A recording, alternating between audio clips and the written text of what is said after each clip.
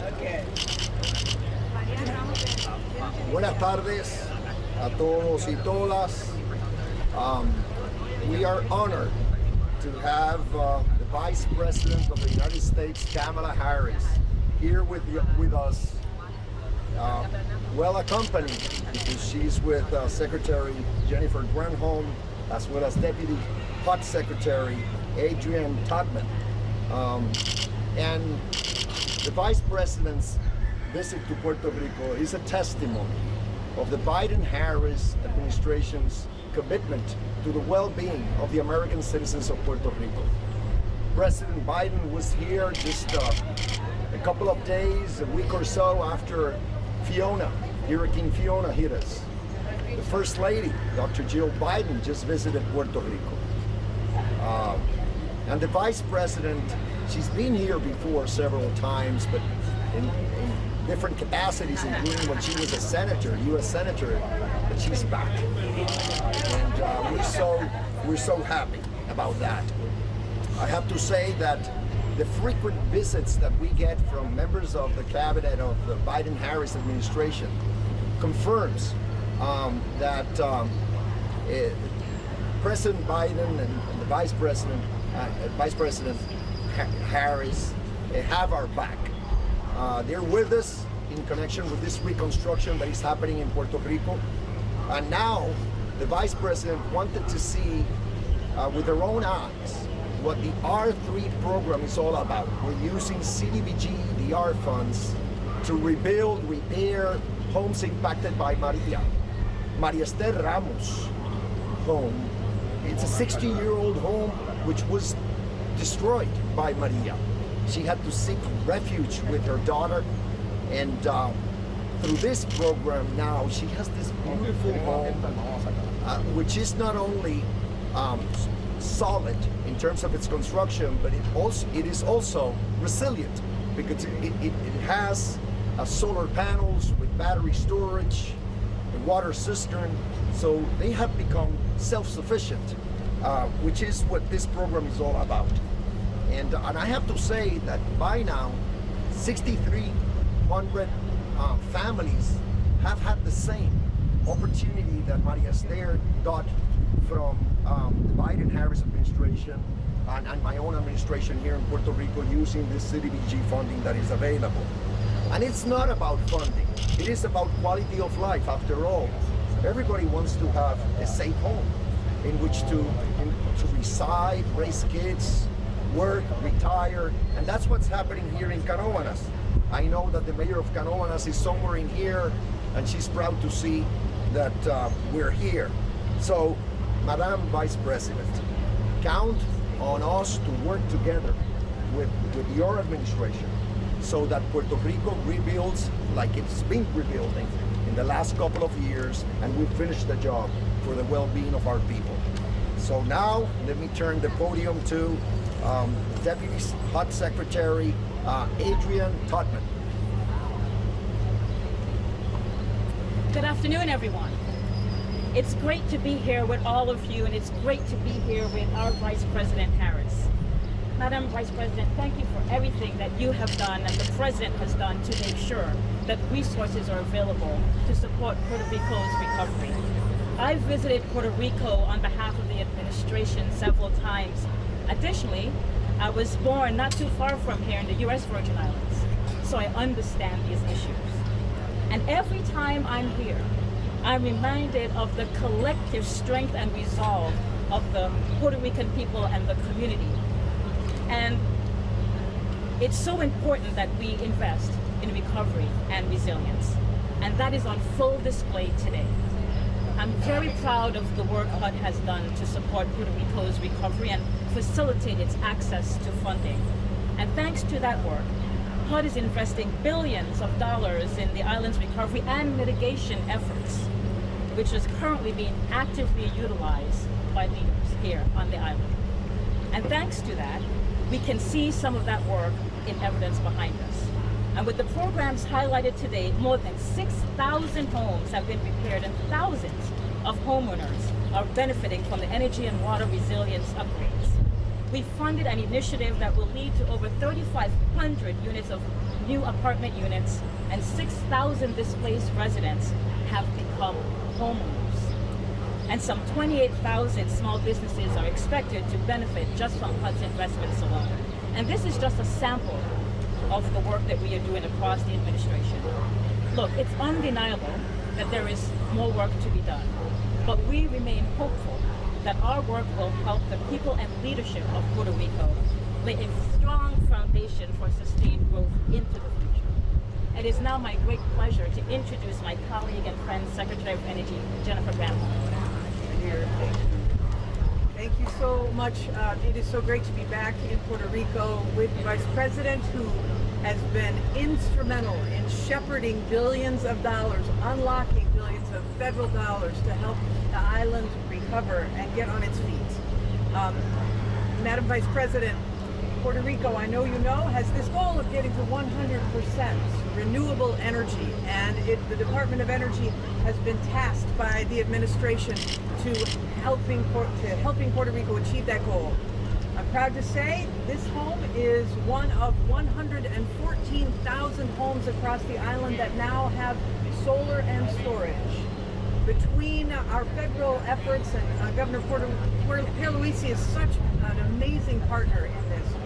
We will have 70,000 additional homes, but particularly for low-income people, for people who may have a medically fragile situation that requires electricity, or for last-mile homes, those homes will have power.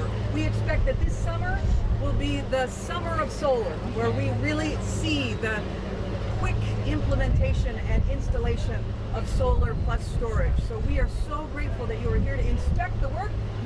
I hope it meets with your satisfaction. Indeed. You want to see it go faster, I know, yes, I because she's impatient. She wants results, and I'm so happy to turn the podium over to our great Vice President. Thank you, Madam Secretary. Thank you, Madam Secretary. Thank you. I just want to first acknowledge the Secretary, because for those of you who know her work and her background, she is one of the most dedicated public servants I know. And on this issue of what we must do to invest in the talent and the resources and the capacity of Puerto Rico, you have been just absolutely relentless and tireless in doing what we know is achievable, especially when we have a sense of urgency about our goals. So I credit and thank you for your work. Madam Deputy Secretary, I look forward to, at the end of today, calling you Acting Secretary of HUD. And I want to thank you for all the work and the partnership between these important and critical agencies to do the kind of work that we see behind us. So thank you for that. And Governor, it is good to see you again. I thank you for greeting me at tarmac when I got off of Air Force 2 today. But last time I saw you was at the White House in Washington, D.C. You and I and the President were having an extensive conversation about the importance of your partnership with the President and with our administration, and how that partnership makes all of this work real. So I thank you for the warm welcome, but in particular for your leadership on such important issues that have such profound impact. I also must thank the matriarch of the family, Maria.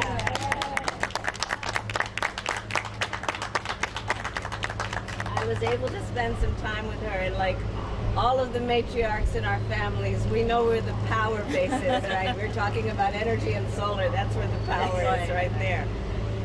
But she had tears in her eyes, explaining what it was like before this work happened. And she described to me the fear that she had that was so fundamental. It really was a matter of safety, as well as dignity, as well as quality of life. We are talking about people's homes, not only in terms of the structure, but the community, and of course the island. And what we must all understand should be a priority for restoring not only the beauty, but the infrastructure that houses so much good and important work. I think it's critically important to remember this island is home to some of the most talented and innovative people in our nation. Puerto Rico was a growing leader and continues to be a growing leader on biotechnology.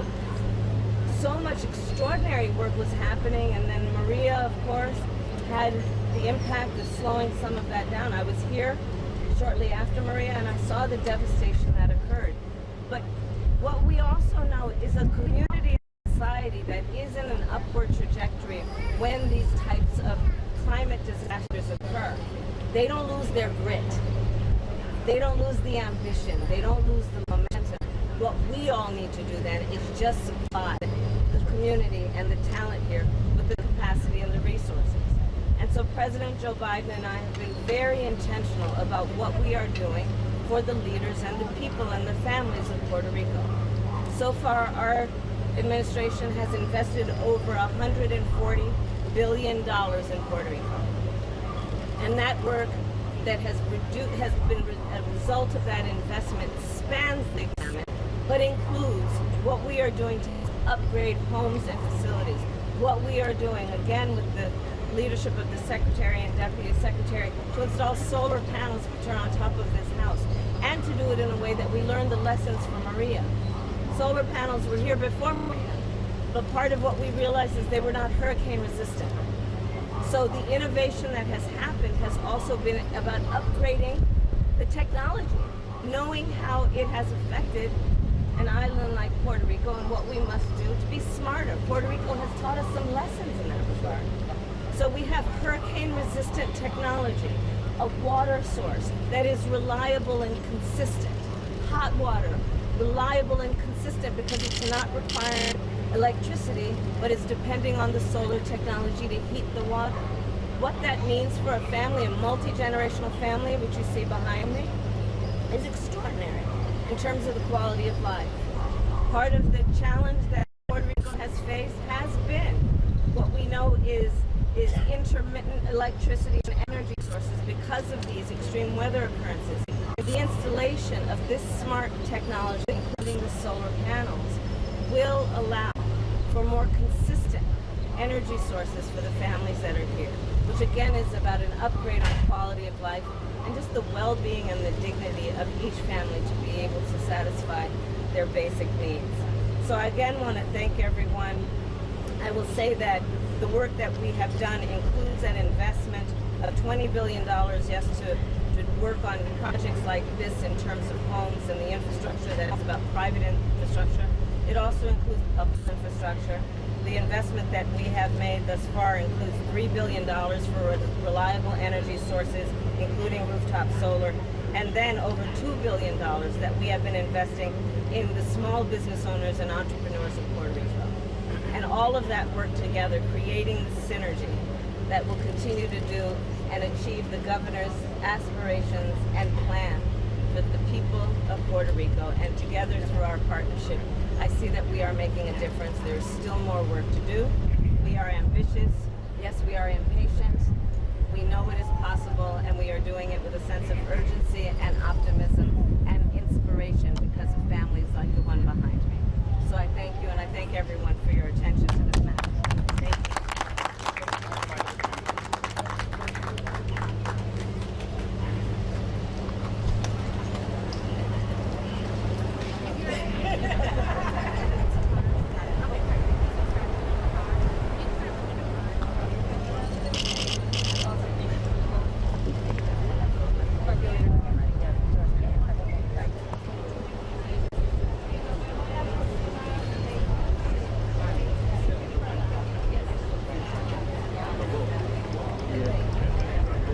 Gracias.